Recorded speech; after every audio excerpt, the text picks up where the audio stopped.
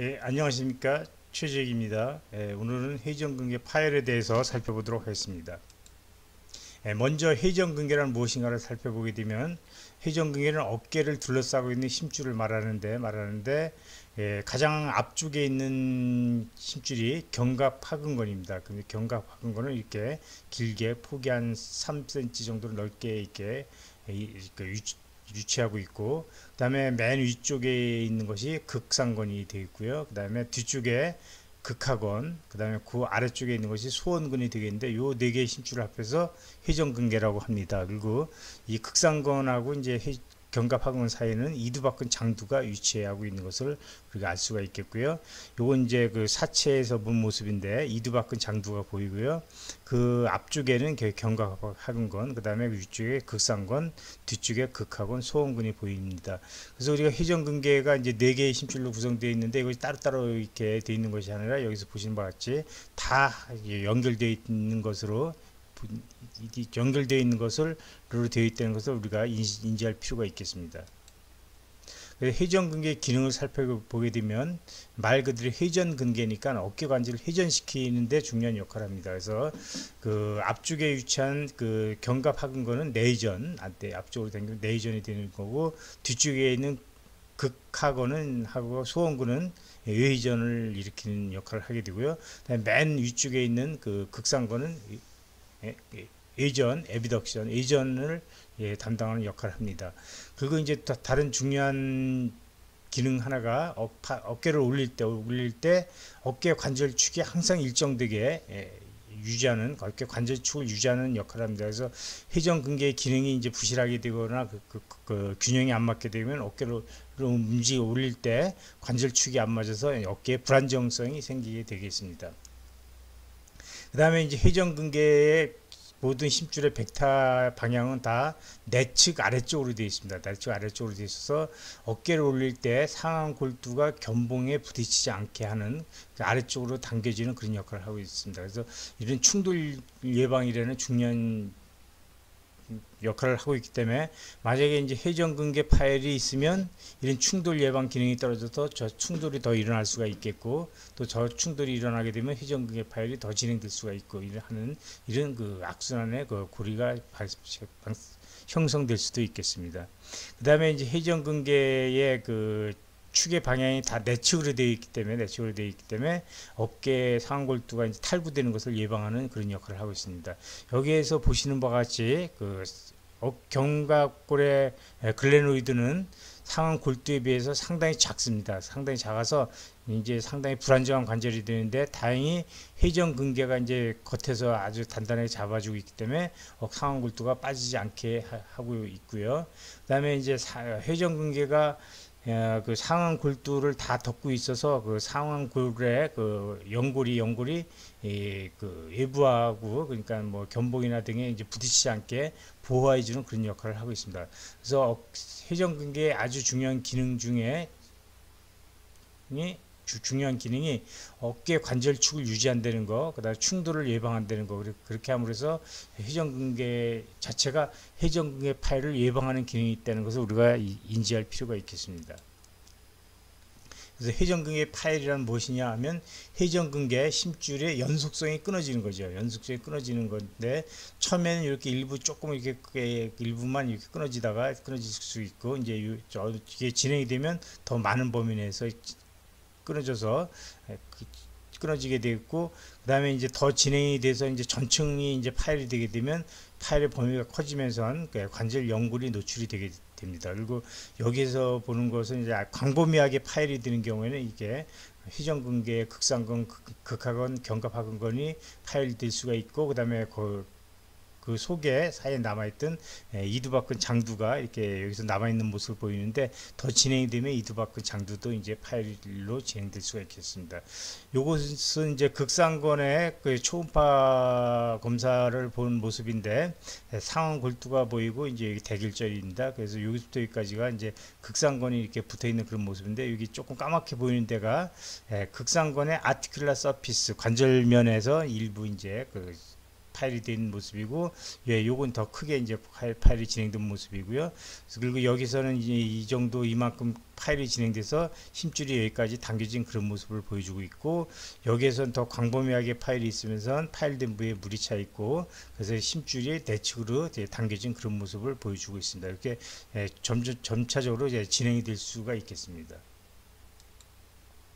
그러면 회전근개 파열의 원인은 아직까지는 뭐 정확하게 밝혀지진 않았지만, 대개 힘줄 자체의 요인과 외부적인 요인을 이렇게 크게 구분해서 볼 수가 있는데, 힘줄 자체의 요인이라는 것은 우리가 나이가 들면서 힘줄이 퇴행성 변화가 일어나게 되는데, 그 퇴행성 변화에 따라서 힘줄이 약해지고, 그 약해진 힘줄에 어느 정도의 부하가 걸리게 되면 이제 힘줄 회전근개 파열이 진행될 수 있다는 거죠. 그래서 이렇게 그 나이가 듦에 따라 퇴행성 변화, 그 다음에 텐던의 바이오로지, 텐던의 바이오로지라는 것은 무엇이냐면 이제 텐던의 이제 구성 성분들이 이제 얼마나 잘 그 좋은 성분으로 구성되어 있고, 또한 그 테노사이트, 텐던을 형성하는 그 세포하고, 그 다음에 이제 점차 나이에 따라 사멸하는 세포가 이제 사멸을 하게 되는데, 이때 이제 그 너무 과도하게 이제 사멸 속도가 더 빠르면, 그 생성보다 더 빠르면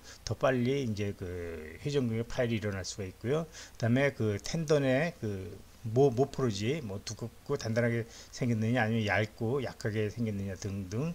그다음에 그러니까 여기 텐던의 메케니컬 프로퍼티, 그러니까 힘줄 자체의 어떤 요인에 따라서 이렇게 회전근개 파열의 어떤 원인이 된다는 건데, 여기서 이제 중요한 것이 코드만이 제기한 크리티컬 에어리어라는 개념입니다. 이제 임계 지역이라는 건데, 힘줄 중에서도 이렇게 그 혈액순환이 가장 안 되는 부위가 있다는 거죠. 그걸 크리티컬 존이라고 하는데, 그렇게 혈액순환이 가장 안 되는 부위에서부터 이제 회전근개 파열이 일어나게 된다는 개념입니다. 그래서 그것은 대개는 그 이두박근 장두부터 한 1cm 뒤쪽이고, 그다음에 그 극상권 인서션 부위로부터 한 1cm의 그 근위부, 그다음에 아티큘라 서피스가 이제 그 가장 혈액순환이 덜 되는 부위이기 때문에 대개는 이제 그 부위에서부터 힘줄 파열이 그 시작이 된다는 그런 개념입니다.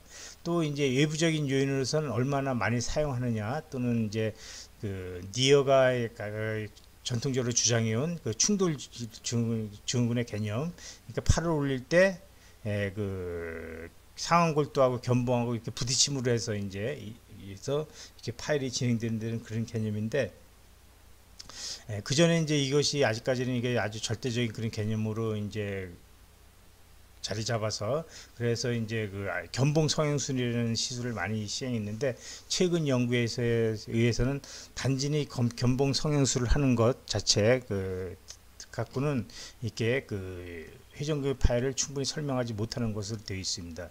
그래서 어쨌든 그 니어가 주장하는 이 충돌 증후군, 충돌 현상이 하나의 원인이 될 수가 있는데, 이 충돌 현상은 이제 그 익스터널 충돌과 외부적인 충돌과 그 내부적인 충돌, 이렇게 구분할 수가 있는데, 외부적인 충돌은 이제 견봉하고 상완 골두가 이제 부딪히는 거고, 내부적 인터널 임피지먼트라는 것은 힘줄의 심측면이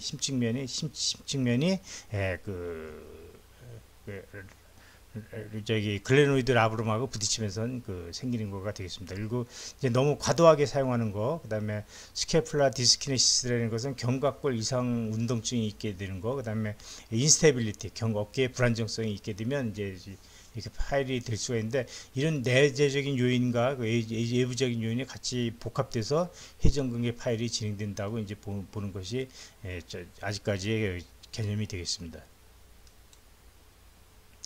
그래서 이게 회전근개 파열 중에서 이제 그 아직까지는 이제 그 니어가 주장한 임피지먼트 신드롬이라는 것이 아주 중요한 개념으로 잡아서, 그래서 이제 임피지먼트하고 로테이트 커프 테어는 같은 개념으로 이제 거의 받아들여져 있는데, 최근 연구에 의해서 보게 되면 충돌 증후군이 있는 사람을 그 견봉 성형술로 수술해 한 사람 한 군과 그다음에 보존적으로 치료한 군 사이에 별로 그 예후의 경과에 뭐 별 차이가 없고, 또 회전근개 파열이 있을 때 그 견봉 성형수를 동시에 시행한 군과 견봉 성형수를 수술을 할지 않은 그룹 간에도 별 예후에서 별 차이가 없어서 견봉 성형술이 이렇게 그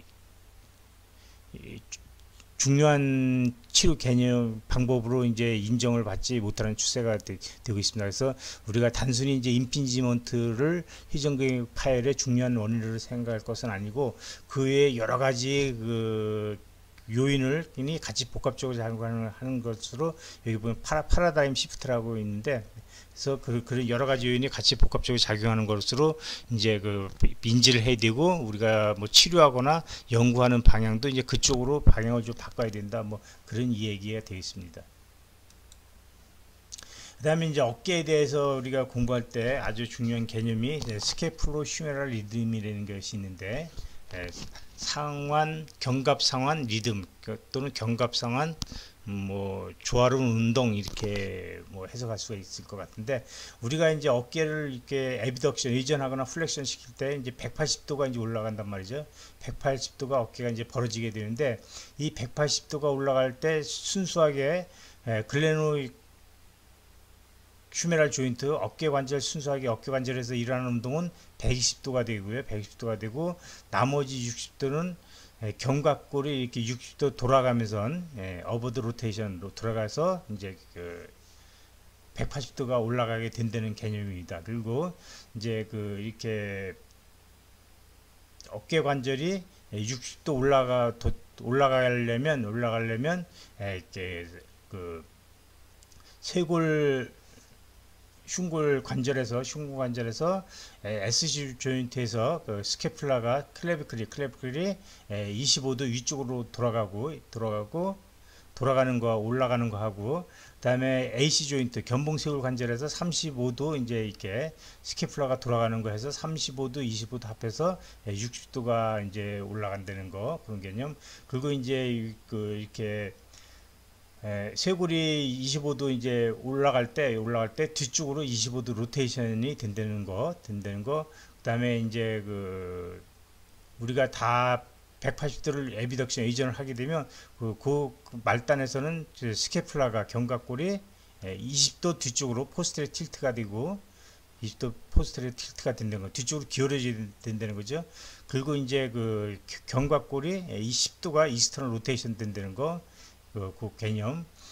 그거를 이제 이런 것이, 이런 여러 가지 운동이 다 합해지고 조화롭게 이루어져야 우리가 180도 에비덕션을 할 수 있는 거고, 만약에 쇄골 흉골 관절이나 또는 그 견봉쇄골 관절에서든지 또는 그 스케플라가 뒤쪽으로 20도 포스테리어 틸팅이 안 된다든가, 아니면 그 다음에 그 이스터널 로테이션 10도가 안 된다거나, 아니면 그 스케플라가 안 되게 되면 스케플라가 이제 그 60도 어버드 로테이션이 안 되기 때문에 우리가 어깨 관절 자체에는 아무리 이상이 없어도 우리가 180도를 올릴 수가 없다는 거, 이것을 우리가 이제 꼭 기억해야 되는 개념인데, 왜 그러냐면 우리가 이 개념이 우리가 그 나중에 회전근개 파열을 예방하거나 아니면 파열을 치료하는 그런 도수 치료나 운동 치료할 때 이 개념이 사용되기 때문에 꼭 우리가 기억해야 되는 그런 개념이 되겠습니다.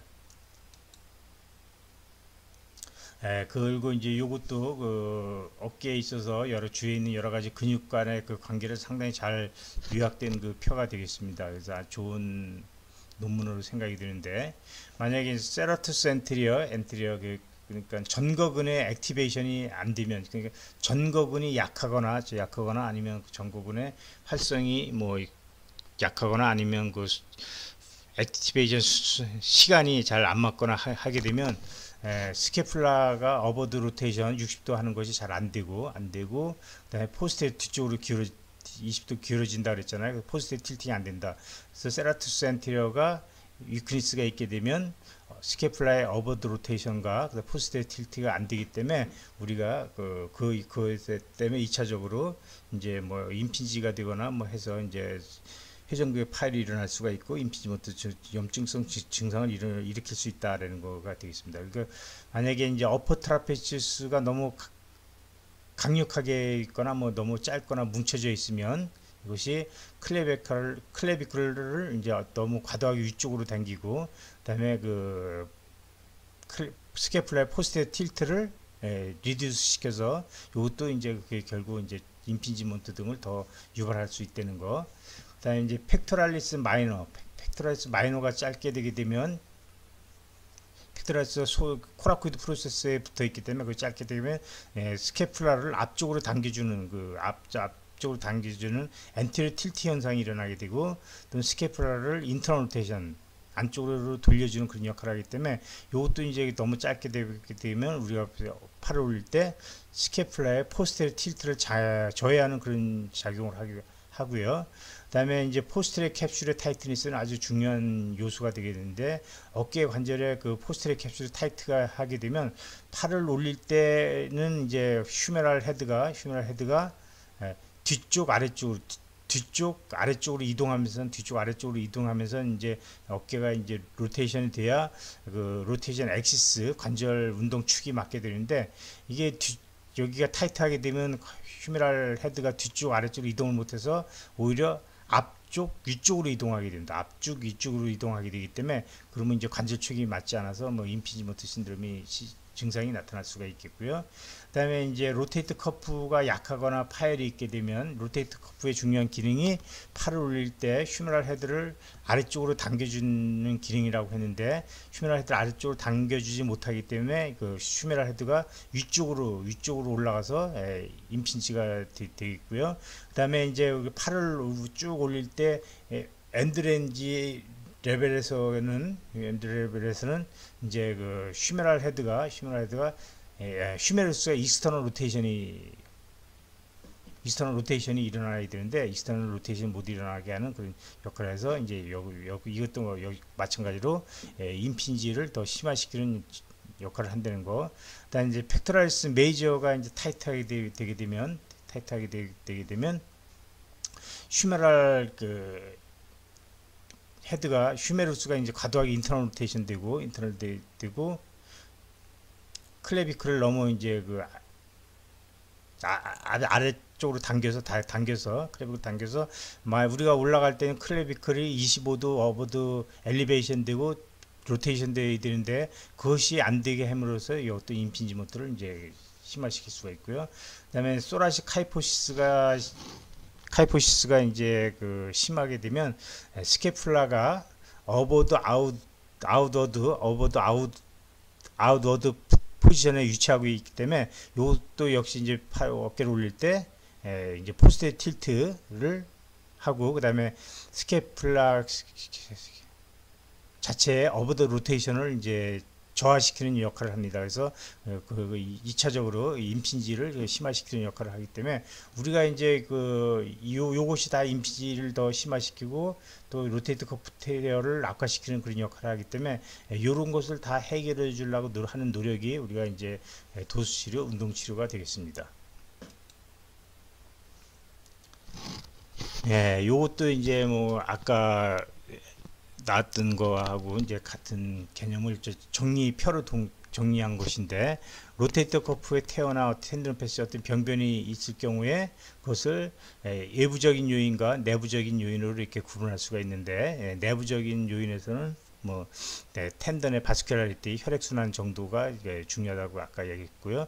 텐던의 바이오로지, 그러니까 뭐 프로스타글라민, 뭐 글라스크라미도 글라이콘, 콜라겐 컨텐츠인데, 콜라겐에도 어떤 콜라겐이 타입 1이나 타입 2에서 어떤 것이 더 많으냐, 뭐 그런 거. 그다음에 테노사이트가 확실하게 활발하게 뭐 작용해서 이제 잘 계속적으로 텐던을 형성하게 하느냐 등등이고, 그다음에 그 텐던의 그 메케니컬 프로퍼티 단단한 정도 뭐 등등, 모포로지 등은 등인데, 이런 건 우리가 뭐 우리가 이제 노력해서 바꿀 수 있는 그런 요소가 이건 아니니까, 우리가 이쪽의 부분은 우리가 노력해서 해결할 수 있는 부분은 아니라는 거죠. 그리고 이제 우리가 노력해서 해결할 수 있는 부분은 이쪽 부분이 되겠는데, 즉 외부적인 요인, 익스트린징 요소 중에서 서브 아크로미알 임핀지먼트라는 것은 이스터널 임핀지먼트라고 하는 거고, 인터널 임핀지먼트라는 것은 로테이터 커프의 아티큘라 서피스가 글레누드 라브로마하고 이제 부딪히는 건데, 주로 이제 그 야구 선수나 테니스, 배드민턴 선수처럼 오버헤드 암 엘리베이션 액티비티를 많이 하는 그런 경우가 되겠죠.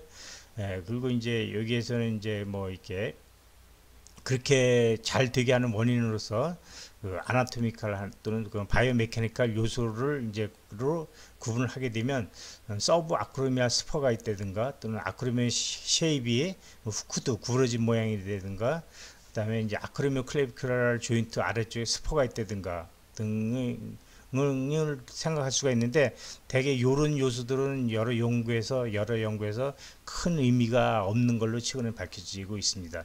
그다음에 스케플라 키네마틱스, 그러니까 스케플라가 잘 로테이션이 일어날 수 있는 그런 거, 그러니까 그게 잘 되느냐 안 되느냐가 이제 중요한데 스케플라 키네마틱스, 그다음에 휴메랄 키네마틱스라는 건 뭐냐면 팔을 올릴 때 휴메랄스가 아래쪽으로 이렇게 이동하고 그 휴메랄 헤드가 뒤쪽 아래쪽으로 이동해야 되는데 그것이 이제 잘 되느냐 안 되느냐. 그래서 휴메랄 키네매틱스의 가장 중요한 역할을 하는 것은 글레노 휴메랄 캡슐, 그러니까 포스트랙 캡슐에 타이트니스가 있느냐 없느냐, 그 다음에 앞서도 말씀드린 것 같이 로테이트 커프가 잘 기능을 하느냐 못하느냐에 따라서 이제 휴메랄 키네매틱스가 이제 결정이 되는 거고요.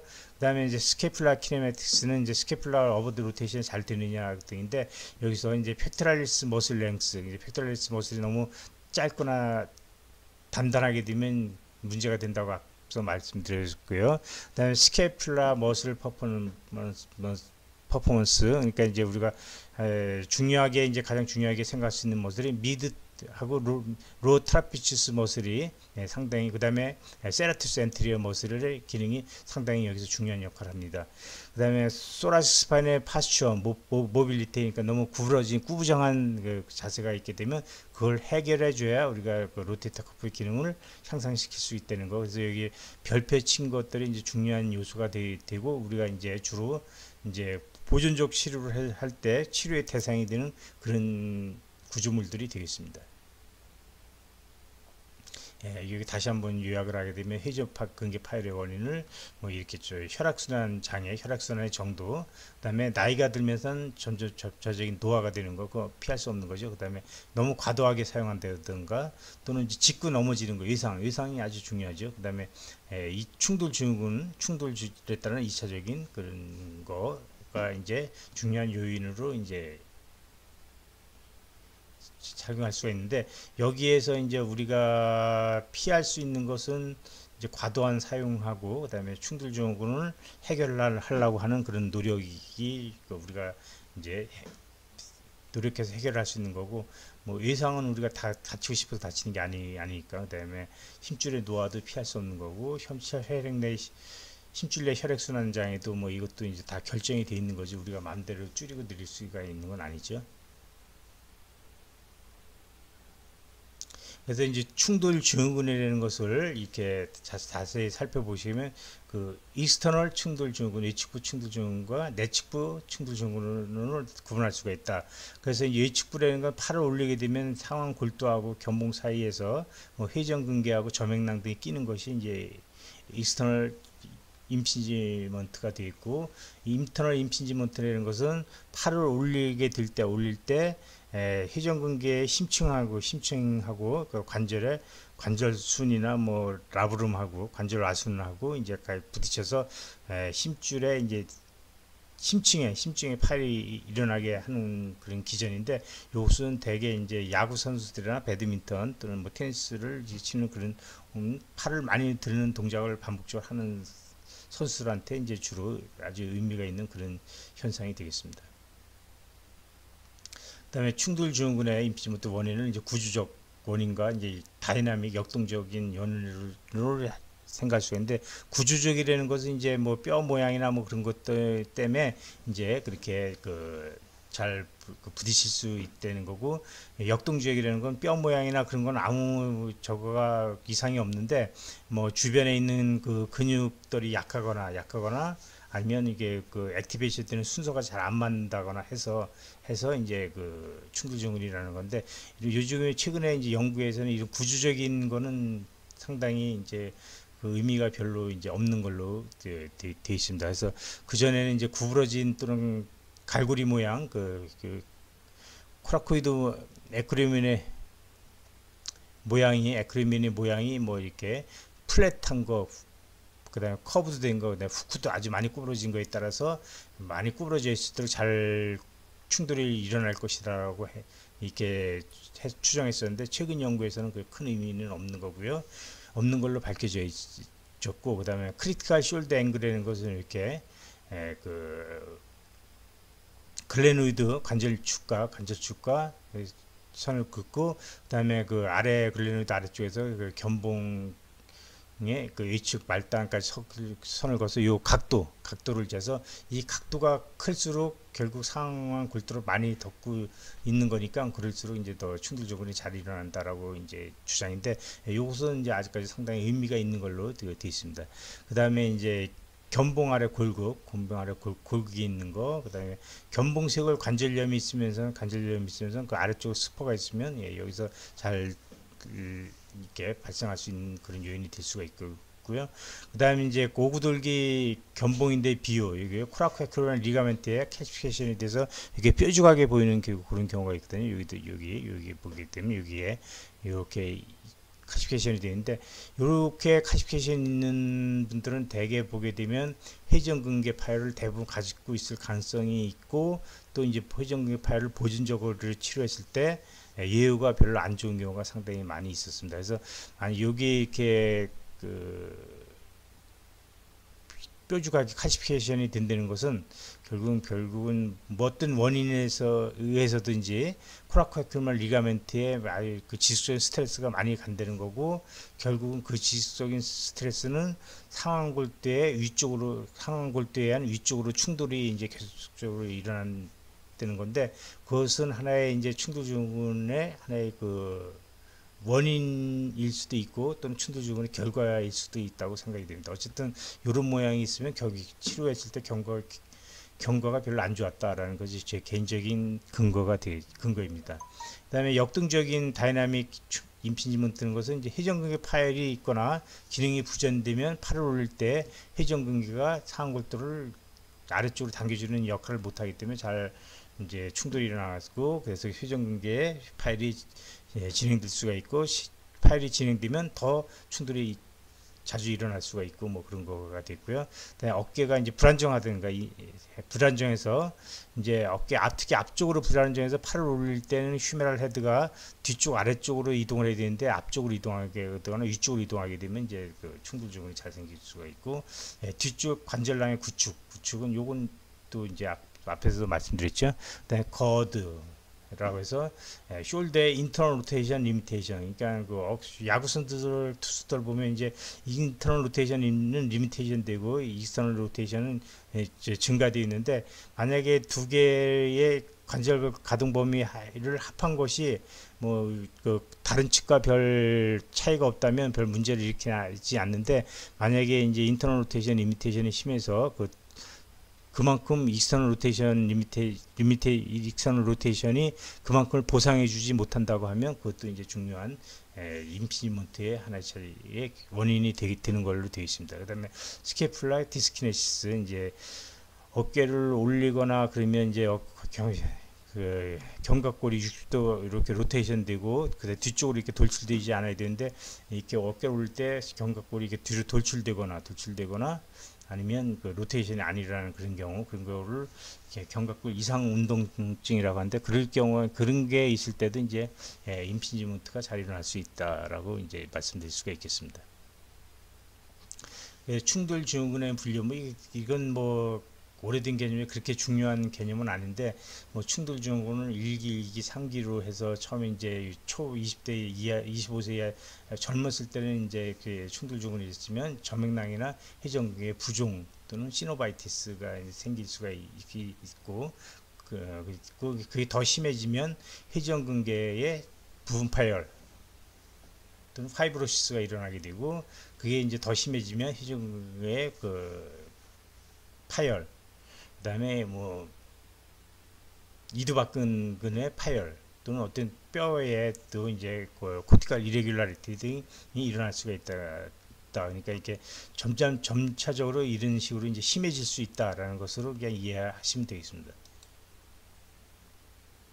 그리고 요건 이제 제가 개인적으로 정리한 건데, 이제 어깨에 질환을 이제 이게 이렇게 크게 세 그룹으로 나눠 봤습니다. 그래서 어깨에 그 임피지먼트가 이제 발생하는 경우, 그 다음에 어깨의 관절가동 범위가 제한되는 경우, 또는 이제 석회화가 되는 심지어 석회화가 되는 경우, 이렇게 크게 이제 그 구분을 해놨는데, 임핀지가 되게 되면 이제 버사이티스 생길 수가 있고, 또는 텐디나이티스가 생길 수가 있고, 더 진행되면 텐던 테어가 생길 수가 있고요. 그 다음에 그것이 더 진행되면 관절에 시노바이티스가 생기고, 그것이 더 심해지면 아스로페스까지 생길 수가 있다는 것을 우리가 꼭 기억해 둘 필요가 있겠습니다. 그 다음에 관절 가동 범위 제한이 되는 건 대표적인 건 후로전 숄더죠. 후로전 숄더고, 또 그 외에도 시노바이티스나 아스라이티스가 있으면 이제 이게 그 관절 가동이 제한되는 그런 모습을 볼 수가 있고, 물론 이제 임피지먼트가 있어서 여기 이른 텐디나이티스, 시노바이티스가 있으면 결국 이제 관절 가동 제한이 되는 것으로 이동을 할 수가 있어서, 그리고 이제 심줄에 석회가 생기는 경우에 이제 텐디나이티스가 생길 수가 있고, 2차적으로 버사이티스, 시노바이티스도 생길 수가 있다. 그래서 이제 임피지먼트에 관련된 질환은 대개 임피지먼트를 해결해 주려고 하는 거를 이제 주된 노력이 이제 그것이 이제 그 2차적인 치료 목표가 되어 있고, 관절 가동 범위 제한인 경우는 먼저 관절 가동 범위 제한을 해결해 주는 노력이 가장 우선되는 치료 방향이라고 생각을 합니다. 그리고 이제 칼시피케이션인 경우에는 칼시피케이션을 해결하려고 하면서는 2차적으로 생긴 버사이티스, 시노바이티스 증상을 해결해 주려고 하는 것이 적절한 치료 방향이라고 생각을 하고 있습니다.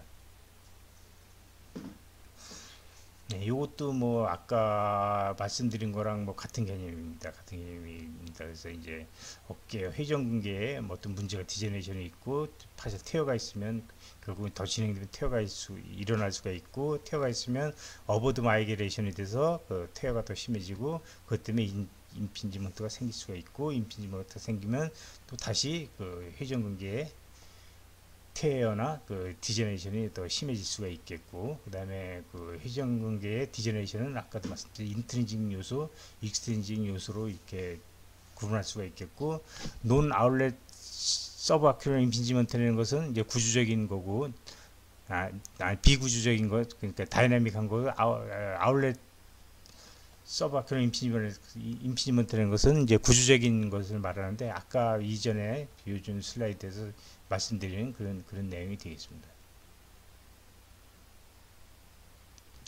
요건 이제 임피지먼트를 이제 초음파로 관찰하는 그런 모습입니다. 어깨에 H계 프로브를 이렇게 대고, 이제 어깨를 능동적 또는 수동적으로 에비덕션을 시킵니다. 에비덕션을 시키게 되면, 의전을 시키게 되면 이게 휴메랄 그레티오버리스티가 에크리면 속으로 이렇게 돌아 들어가면서 올라가게 되는데, 그렇게 할 때 올라갈 때 이제 그 견봉 아래쪽에 이렇게 플루이드 컬렉션이 되거나, 아니면 임핀지먼트 그런 모습을 보이게 되면 우리가 임핀지먼트가 있다 이렇게 생각할 수가 있겠습니다. 또 임피지먼트가 여기 있는 분들을 보게 되면 대개 이렇게 버사이드 이제 버살 입히전 플루이드 고여 있는 것을 볼 수가 있겠고, 회전근개 파열이 같이 동반된 그런 모습을 볼 수가 있습니다. 그렇지만 이제 초음파로 이렇게 임피지먼트를 보여야 꼭 임피지먼트가 아니고, 모든 임피지가 있다고 해서 초음파로서 이렇게 다 관찰을 할 수 있느냐, 그건 또 아닙니다. 어쨌든 초음파로서 그런 방향으로 볼 수가 있다.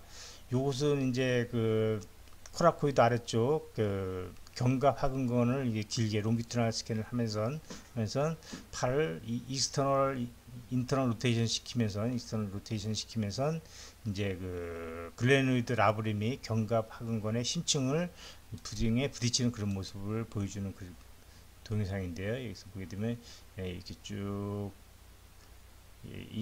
인터널 로테이션 하게 되면 이렇게 글레노이드가 쭉 들어가서 견갑하근의 심층에 부딪히는 그런 모습을 보여줘서, 이것이 이제 회전근개의 아티큘라 서피스 파열을 드리는 그런 메커니즘을 잘 보여주는 그 모습이라고 이제 볼 수가 있겠습니다.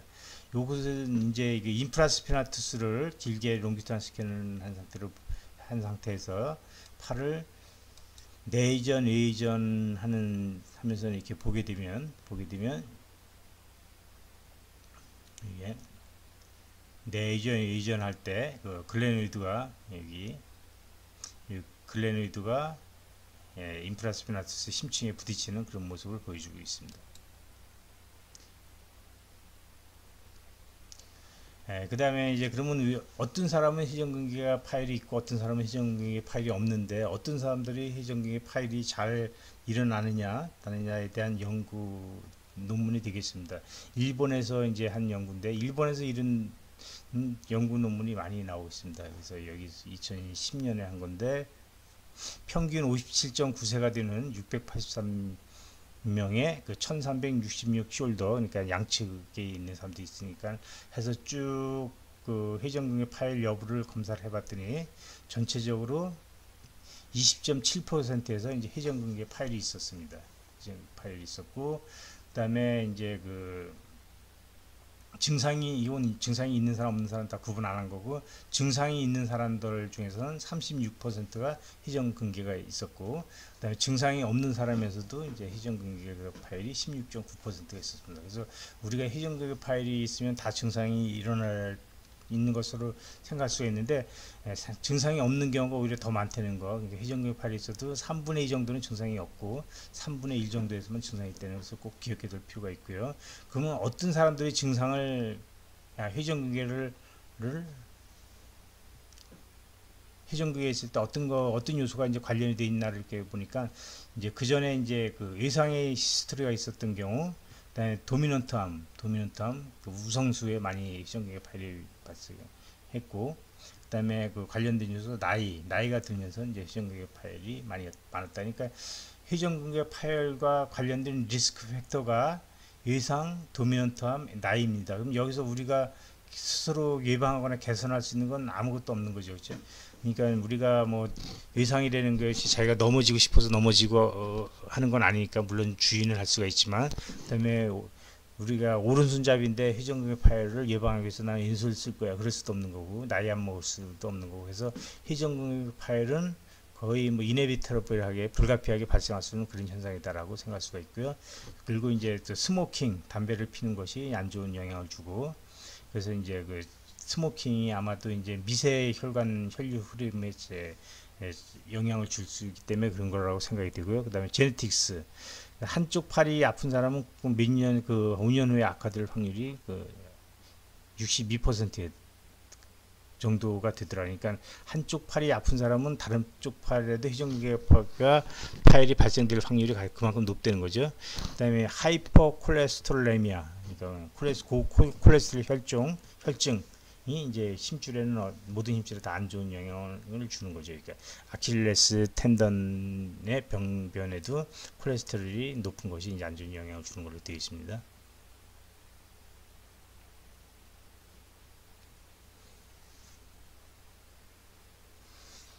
그래서 이제 이건 아까 나왔던 거에 뭐 같은 개념인데, 리뷰 비슷한 개념인데, 그 메커니즘을 인트린직, 익스트린직, 익스트린직 인터널 임피지먼트라는 것은 이제 그 인터널 임피지먼트, 그 운동선수들에 뭐 많이 생긴다는 거, 그거가 되어 있고요. 그래서 아티큘라 사이드에 많이 생기는 거.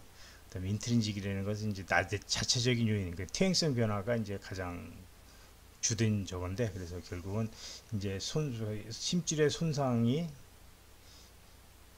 손상되는 기전이 힐링되는 기전보다 더 과도하게 되면 이제 생긴다. 그래서 이제 인트린직일 때는 인트라 텐디너스 테어 또는 아티큘라 사이드 테어를 설명하는 메커니즘이 되겠고, 익스텐직이라는 것은 이제 부딪힌다는 건데, 그것은 이제 텐던 중에서 특히 버살 사이드에 텐던에 이제 그 테어가 있을 때가 이제 주 영향을 주는 건데, 이제 힘줄의 텐던은 대개 보면 회전근개 테어가 되게 이제 아티큘라 사이드가 더 버살 사이드보다 먼저 시작되는 경우가 대부분이기 때문에, 그래서 이제 익스트린직 메커니즘의 그 비중이 점점 줄어드는 그런 요인이 아닌가 생각이 듭니다.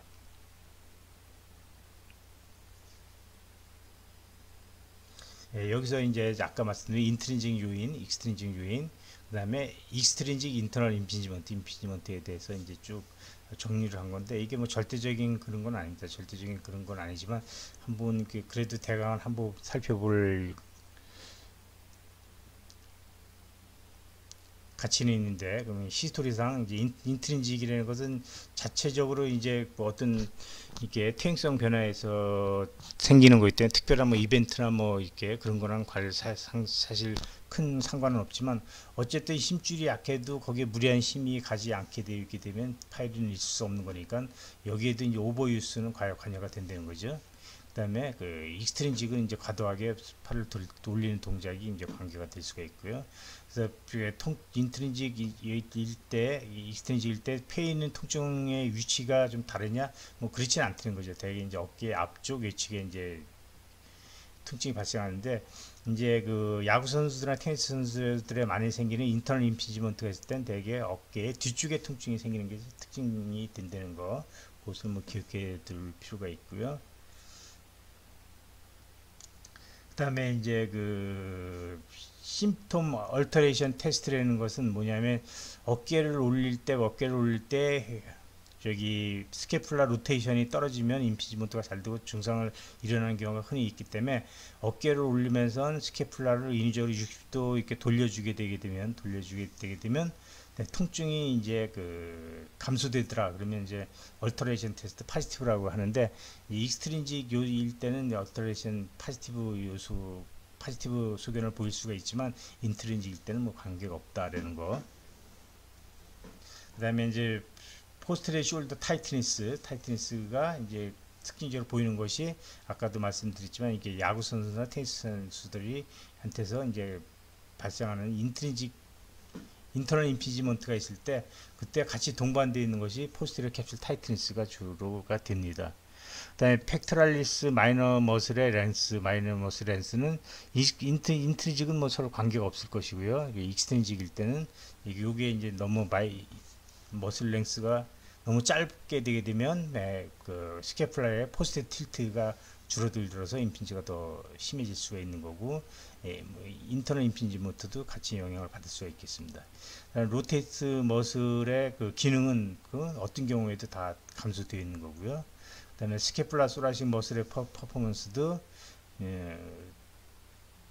익스트린직일 때 이것이 그 임페어드 타이밍, 위크니스가 있거나 임페어드 타이밍이라는 것은 이제 제때 스캐플라 로테이션이 잘 안 일어나고, 이제 뭐 안 일어나다가 확 일어나다든가, 똑같은 60도가 돌아가더라도 순차적으로 60도가 쭉 돌아가야 되는데, 그렇지 않으면 처음에는 안 돌아가다가 확 돌아간다든가, 아니면 처음에 어느 정도 많이 돌아가고 나중에는 안 돌아간다든가 등의 이제 타이밍도 상당히 중요한 걸로 되어 있습니다. 그 재활치료에서는. 그래서 이제 타이밍이 안 맞는 것 같거나 뭐 위크니스가 있을 때, 그러니까 익스트린직하고 그다음에 인터널 임피지먼트에 관계가 된다라고 이제 생각할 수가 있겠습니다.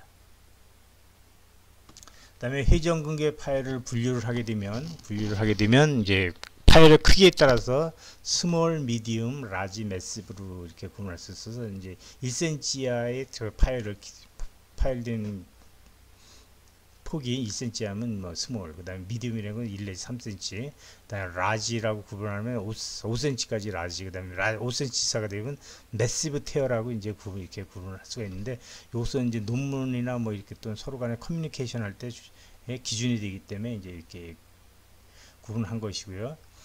그다음에 이제 회전근개 파열이 되게 되면 그 심줄이 내측으로 이렇게 당겨지게 됩니다. 그래서 당겨진 정도에 따라서 스테이지 1, 2, 3를 구분하는데, 스테이지 1이라는 것은 꼭 파열이 돼서 있지만 그 근처에 심줄 스탬프가 이제 남아 있는 거고, 그다음에 스테이지 2라는 것은 당겨져 있는데 그래도 그 휴메럴 헤드 레벨에 있는 거고, 그것이 이제 그 글레노이드 레벨까지 이렇게 또는 그 이상으로 다 당겨져 있으면 스테이지 3라고 합니다. 그래서 만약에 이제 스테이지 3가 되게 되면 이것은 이레버시블 체인지라고 하는데, 이제 왜 그러냐면 이제 이렇게 되면 이거는 회전근개 파열 리페어를 하더라도 이걸 잘 여기까지 당겨서 붙이기가 어렵다는 거죠. 또 그렇게 과도하게 붙이게 되면 재파열이 잘 일어나고 관절 강직이 수술에 심해질 수가 있기 때문에, 그래서 이제 그 여기가 당겨지기 전에 수술하게 되는 게 좋다, 뭐 그런 개념도 있습니다.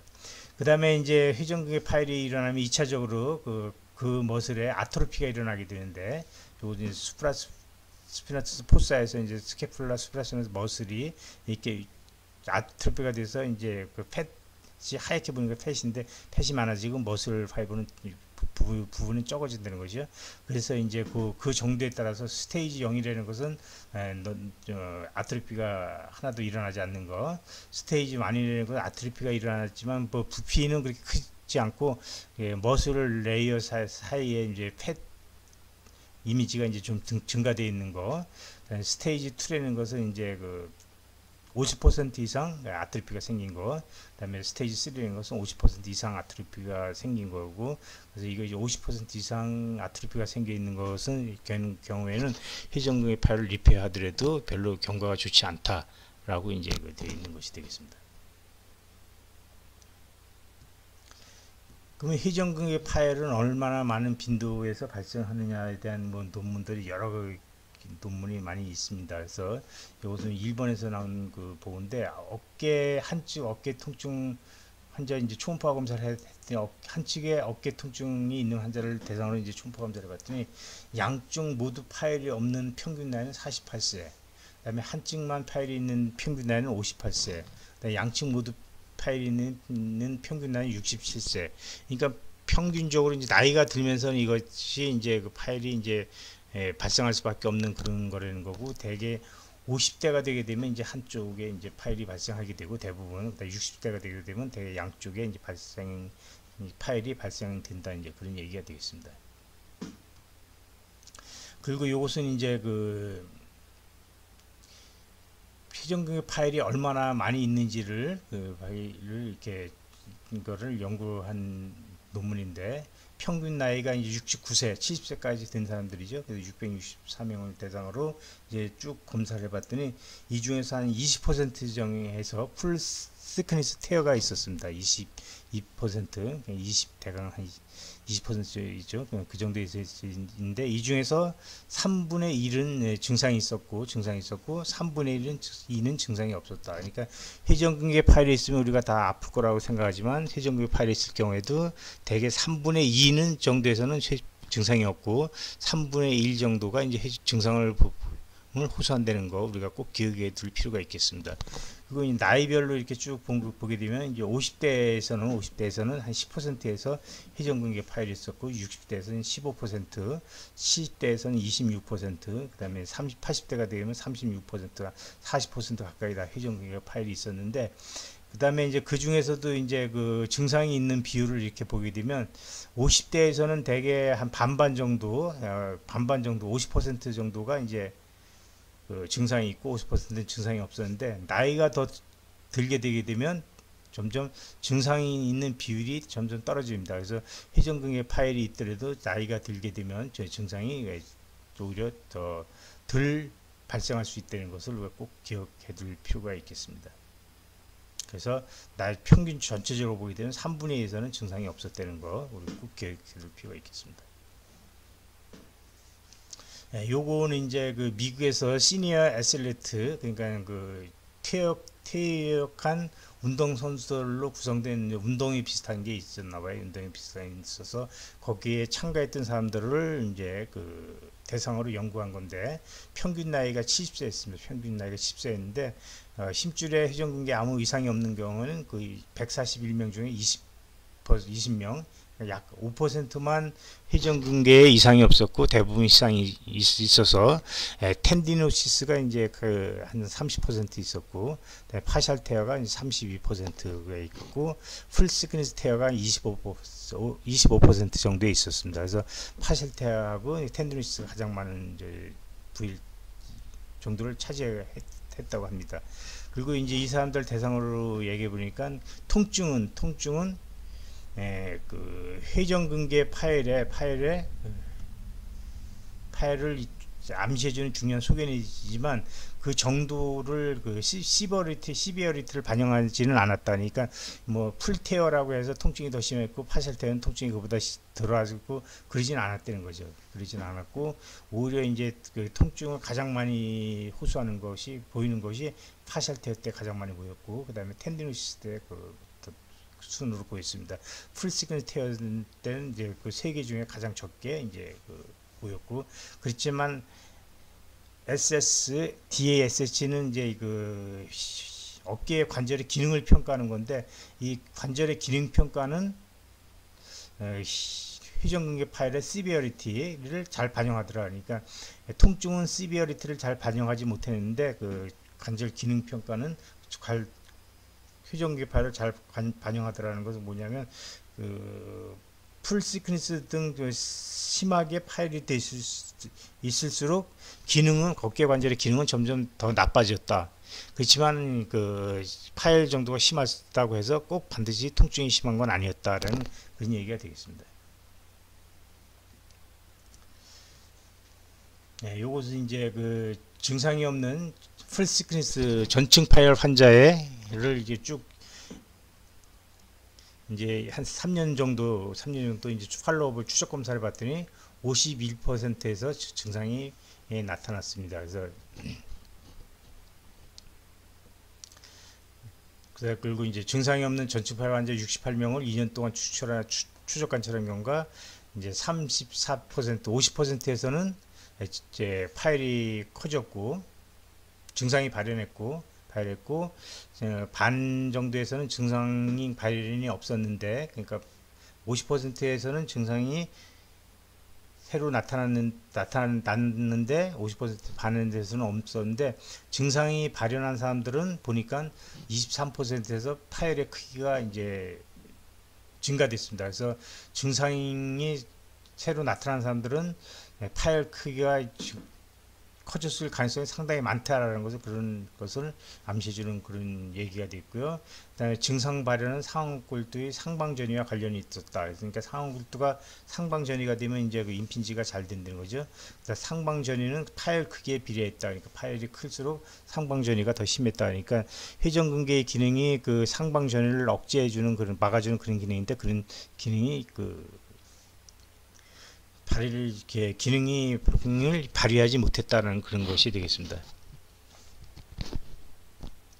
증상이 있는 환자들은 극상근, 극하근, 상승모근 활성도가 높았다. 그러니까 여기서 이제 상승모근 활성도가 이제 높은 거가 이제 별로 안 좋은 거고, 증상이 없는 환자들은 내전시 경각근 활성도가 높았다. 그래서 이제 만약에 이제 요거에 따르면 경각하근의 활성도가 높으면 충돌이 상당히 덜 일어날 수 있다라는 것으로 이렇게 생각할 수도 있겠습니다.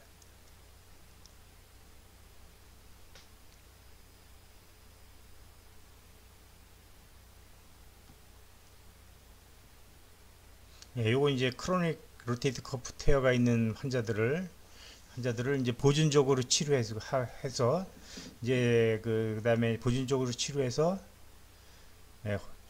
치료해서 호전이 있으면 성공한 그룹으로 분류하고, 보존적으로 치료했더니 호전이 없으면 그 사람들은 수술하고 그다음에 성공한 사람들 대상으로 5년 동안 팔로업을 했습니다. 팔로업을 했더니 75%에서 별 문제가 없었습니다. 별로가 없었고, 그다음에 이제 로테이트 커프 퀄리티 인덱스라는 것으로 이제 이렇게 평가를 해봤을 때, 수술을 했던 사람들은 5년 후에 89점을 100점 만점 89점이었는데, 수술을 안 하고 보존적으로 했던 사람들도 뭐 83점으로 로테이트 커프 퀄리티에 별 이상이 없었습니다. 별 이상이 없어서, 그래서 논 오퍼레이티브 트리트먼트가 상당히 이제 좋은 효과를 보였고, 그 다음에 이제 이게 이제 수술하는 의사들의 가장 많이 하는 주장이 그거거든요. 이제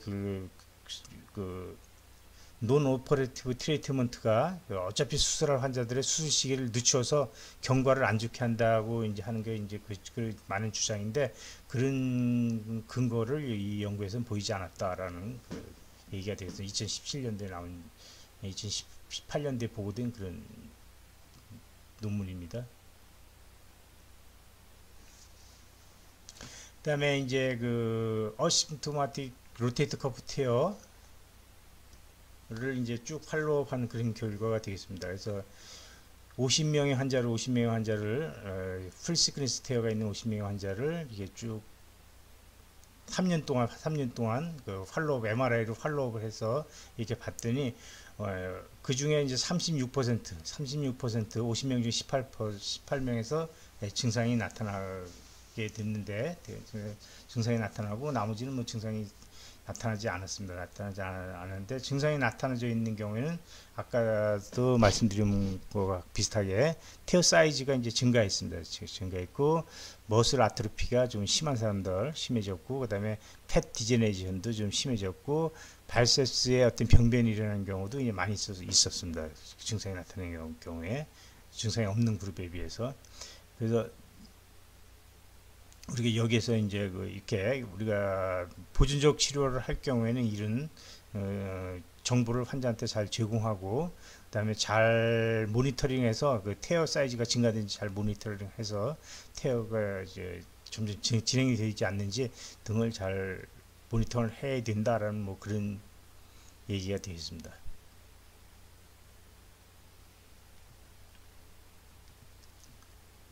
이건 2018년도에 나온 논문인데 내추럴 히스토리 오브 디지털 로틱 티어 해서 이제 쭉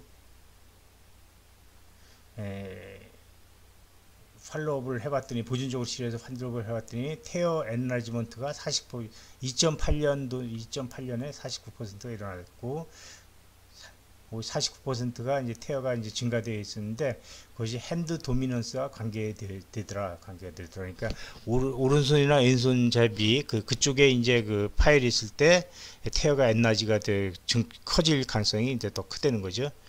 그리고 이제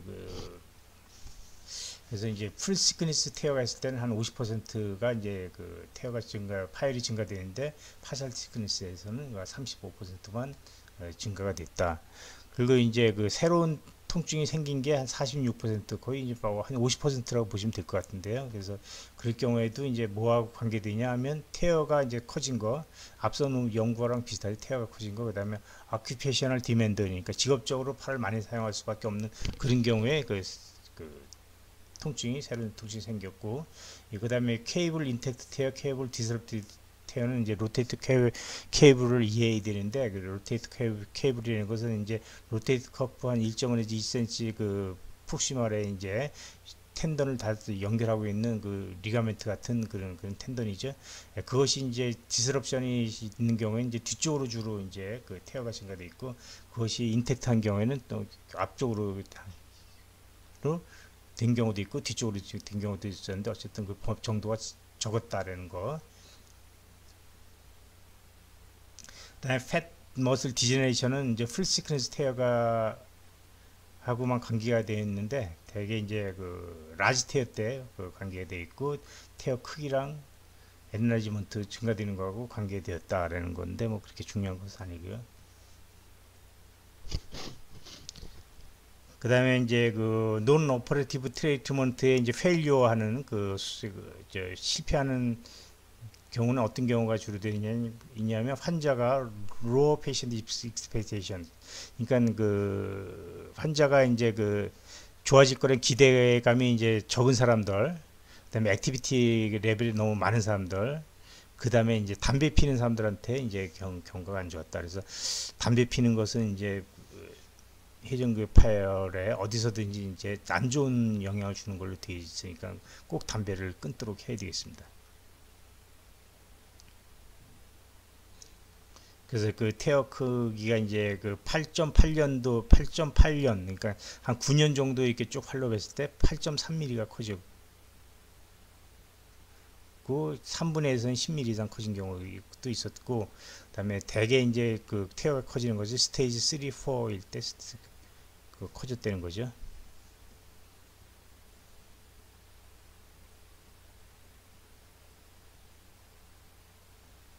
그 다음에 이제 그 하프 체인지 프롬 굿 프로그너스 리페어 투 프로그너스 리페어라는 것은 이제 뭐 굿 프로그너스 리페어라는 것은 뭐냐면 이제 그 아까 로테이트 쿠프테어에서 리트랙션 돼 가지고 그것이 글레노이드 레벨까지 안 가는 거, 그다음에 그 머슬 아트로피가 스테이지 3, 4까지 안 가는 거가 이제 굿 프로그너스 리페어라고 하는 건데, 이제 하프에서는 굿 프로그너스 리페어에서 푸어 프로그너스 리페어로 이제 진행이 됐다는 겁니다.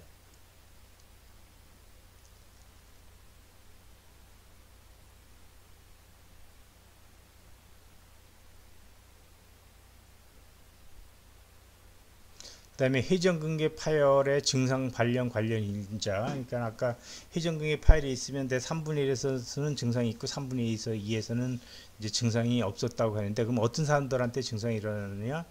도미넌트암, 우성수인 게 회전근개 파열이 발생한 경우, 그다음에 임피지먼트 사인이 있는 경우, 그다음에 익스터널 로테이션에 유크리스가 있는 경우, 익스터널 로테이터에 유크리스가 있는 경우에 증상이 일어날 경우가 더 많았다는 거죠. 그러니까 우리가 이걸 역으로 생각해 보면 증상을 안 일으키기 위해서 도미넌트 함은 뭐 바꿀 수가 없으니까 그건 할 수 없는 거고, 임피지먼트 사인이 나타나지 않도록 이제 우리가 그 포커스를 갖다 줘서 치료해야 되고, 그다음에 익스터널 로테이터를 강화시키는 그 방법도 좋은 치료 방법이, 증상을 예방하는 그 방법이 되겠습니다.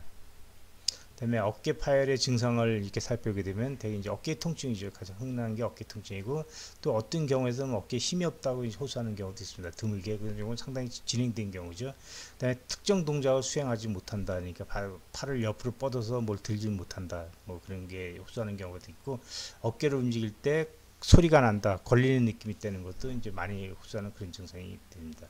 그래서 이제 어깨의 통증은 대개 이제 상박부의 H계 통증이 일어나고, 어깨 측 앞쪽에 일어나고, 아주 심한 경우에는 뭐 이렇게 팔꿈치나 손목까지 통증이 일어날 수가 있고요. 그다음에 팔을 들고 있는 자세, 서구나 컴퓨터 등 팔을 들고 있는 자세, 에비덕션 자세, 의전 자세에서 심하다.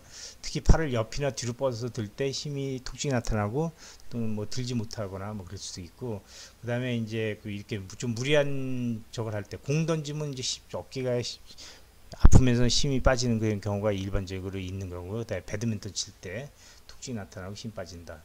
아픈 팔을 베고 옆으로 잘 수 없다. 그때 그쪽 팔을 베고 옆으로 잘 수 없다. 그 염증 때문에 그런 거죠. 그다음에 힘이 없다는 것은 이제 팔을 오래 들고 있을 수가 없다. 이제 머리 빗고 전화받고 설거지 할 때, 그다음에 뭐 이렇게 할 수 없고, 이제 특히 직업적으로 이제 페인트 칠이나 도배 등을 하는 사람들은 오래 들고 있으면 팔이 빠지기 때문에 들고 있을 수가 없죠. 그다음에 발을 뻗거나 이제 돌려서 들 때, 특히 에비덕션 또 뒤쪽으로 들 때 통증이 나타나고 힘이 안 간다. 그건 이제 회전근개 근육이 어떤 힘줄이 끊어져 있냐에 따라서 이제 힘이 빠진 동작이 다를 수가 있겠고요. 그런 걸 갖고 이제 우리가 진단을 할 수가 있겠습니다. 그다음에 이제 회전근개 파열의 진단 방법을 보게 되면 이제 병력 및 이학적 검사, 그러니까 뭐 어깨가 아픈데 어떻게 아프다 어쩌고 저쩌고, 그다음에 우리가 근력 검사를 해서 힘이 있느냐 없느냐 그런 걸 해서 어느 힘줄 이상 있는 것 같다 뭐 그렇게 할 수도 있고, 단순 방사선 촬영에서는 대개 뭐 회전근개 파열일 때 정상적인 소견을 보이는 것이 일반적인 경우이지만, 간혹 이제 방사선 검사에서 어떤 회전근개 파열을 암시해주는 그런 소견을 볼 수가 있습니다.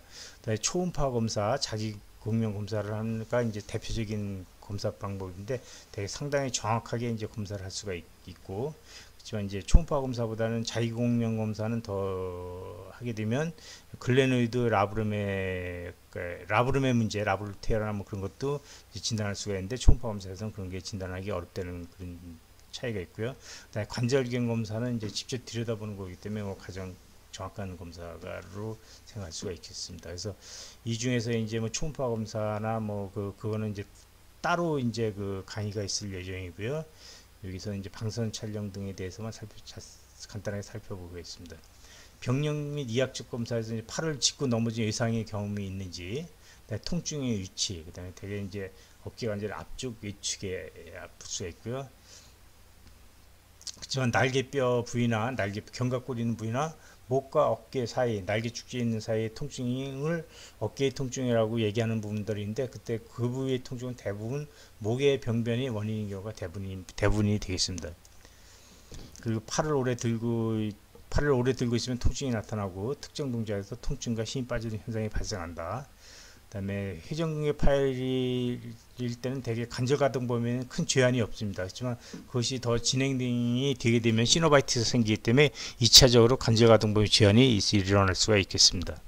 그다음에 팔을 들고 있을 때 손가락이 저리지는 않다. 팔을 들고 있으면 손가락이 저리다라고 한다면, 요것은 이제 회전근개 파열보다는 그 카팔 터널 신드롬의 증상일 경우가 가능성이 더 많겠습니다.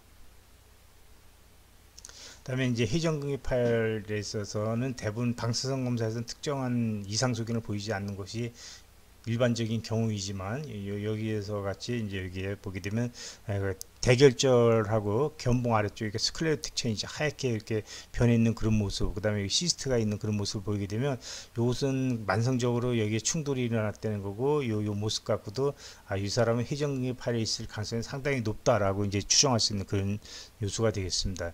그리고 여기에서 보게 되면 수프라스피너스 아울렛 뷰를 찍은 건데, 코라코아크로미얼 리가멘트 부위에 이렇게 뾰족하게 칼시피케이션이 되어 있는 것을 볼 수가 있는데, 이런 칼시피케이션을 보면 이 사람도 회전근개 파열이 있을 가능성이 상당히 높고, 회전근개 파열이 있다면 보존적 치료에서 좋은 치료 효과를 보이지 않을 가능성이 상당히 높다라고 말씀드릴 수가 있겠고요.